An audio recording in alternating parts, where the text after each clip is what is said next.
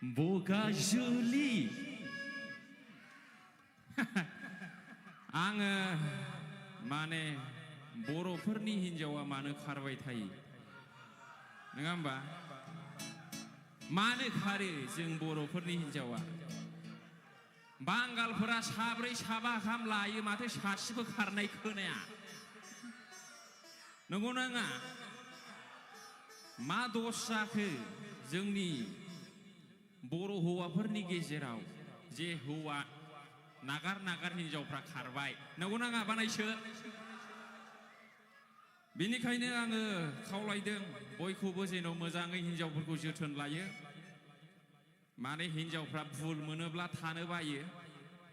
सखिफोरखौ मोजां मोजां बायनांगौ सना बायनांगौ दखना गोदान बायनांगौ माने मोजां मोजां जाहोनांगौ थालिया थारमाने खस्थ' खालामनानै थाखा खामायनांगौ थाखा थोजासे होनो हायाबाबो हिन्जावफ्रा खारो ना खारा औ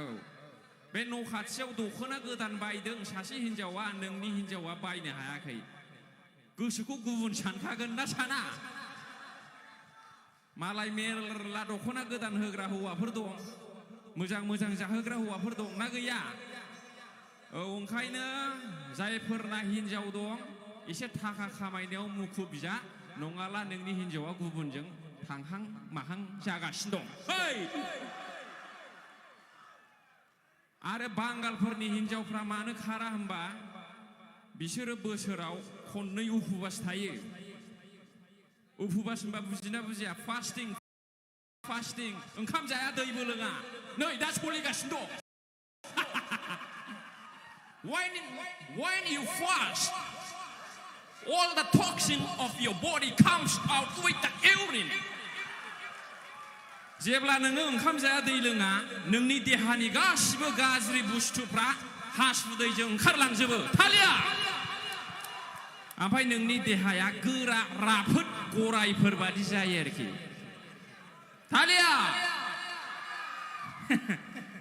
दा ओंखायनो बांद्राय बेदर ना जानो नाङा सम सम उपबास थानांगौ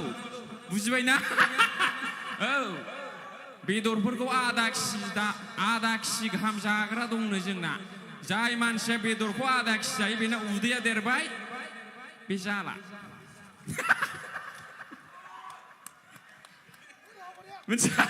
बुजिबायना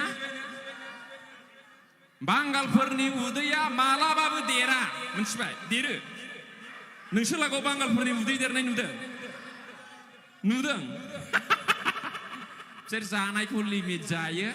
आरो बांसिन नै बे उपबास थाबायना 6टा बेलासिनि 6टायाव जायो किसमिस काजु बादाम थालिर गोलाव गोलाव